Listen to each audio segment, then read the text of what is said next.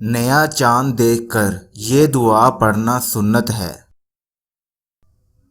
رسول کریم صلی اللہ علیہ وآلہ وسلم جب ہلال دیکھتے یعنی چاند دیکھتے تو یہ دعا پڑھتے: اللہم احلہ علینا بالامن والایمان والسلامت والاسلام رب وربک اللہ۔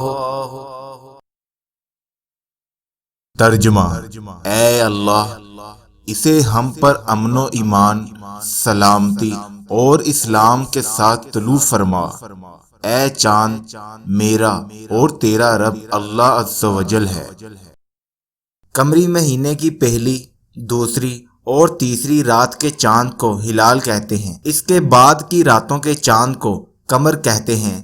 یہ دعا پہلی، دوسری اور تیسری رات تک پڑھ سکتے ہیں۔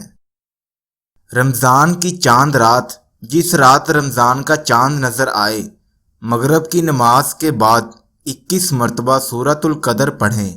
انشاءاللہ عز و جل پورے سال کا رزق آپ کے پیچھے اس طرح بھاگے گا جیسے پانی گہرائی کی طرف بہتا ہے۔